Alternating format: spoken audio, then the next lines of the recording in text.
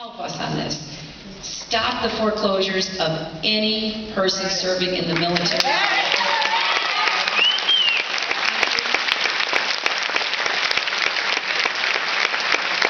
Help all of those who are serving renegotiate their loans, get down from those subprime mortgage rates that are impossible to pay. I've advocated doing this for all of our citizens. At the very least, we should do it for those who are wearing the uniform of the United States of America. Very excited about this campaign, and I am thrilled to be campaigning in North Carolina. And everywhere I sense the enthusiasm and the energy for my campaign. And I need you to work between now and the time the polls close on May the 6th. I need you to go vote early so you can work a poll. Get your friends and neighbors and colleagues to go vote early, because voting early ends on Friday. I need you to make phone calls and reach out to your friends and your neighbors.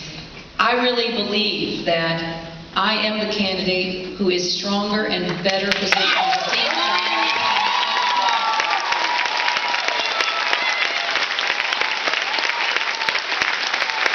Part of it is I've been through it. I understand it. I know what it's going to take to win.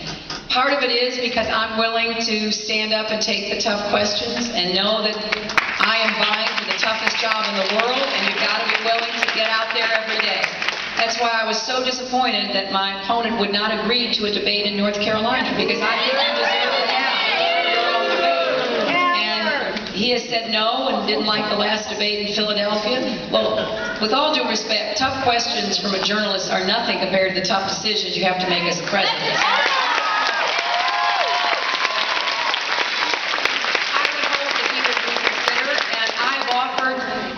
To have a debate with no moderators, just the two of us on a stage, just asking each other questions, just talking about where we stand on the issues, kind of like the Lincoln-Douglas debates all those years ago.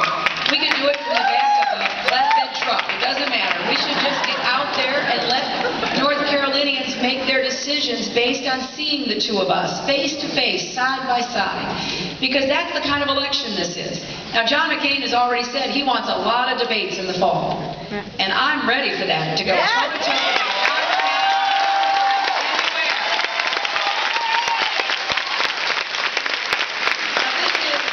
This is a historic election, and I am thrilled and privileged to be part of it.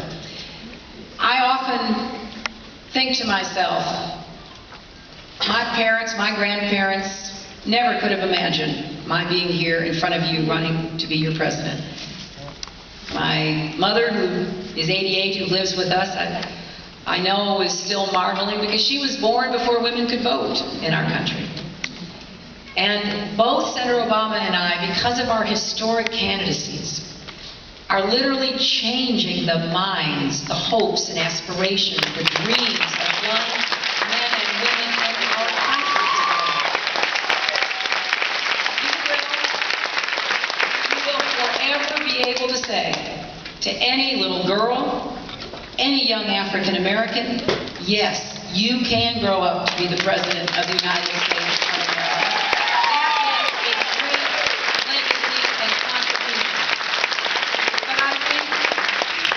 What's important in this election is not so much who we are as what we stand for, and what our records have been, and what we will do if you entrust us with this very important obligation. I have run a campaign focused on what I would do, because when the cameras are gone and the speeches are done, I know what it's like to be inside that White House, with advisors and experts coming at you from all different sides. Do this, no, do that, make this decision, no, do that decision. You have to know deep in your core what you stand for, what you believe, and who you stand with, and what you will fight for. And I know that after 2 terms of George Bush and Dick Cheney, our country needs a champion again. Someone who gets up every day in that White House and says, what am I going to do to improve the lives of hardworking Americans? I know with all my heart heart that I can make a difference for you and for your family. And I'm asking you for your help. So please, spend this next week doing everything you can. Learn about where I stand on the issues and what I've done, so that you can answer the questions that undecided voters have. I've never seen people taking an election more seriously. You know, in Texas, Ohio, Pennsylvania, it was so touching to me. The people who would come to my events, some were already decided, enthusiastic, ready to march forward with me, but others were just trying to understand what would work for them, what kind of president we need starting next year. You will run into people like that, but if you talk to them, if you listen to them, I hope you will be able to persuade them that they will never have a president who cares more about them, their children and grandchildren. They will never have a person who will work harder. And it will be the first time we've ever had a daughter, a sister, a wife, and a mother in the Oval Office.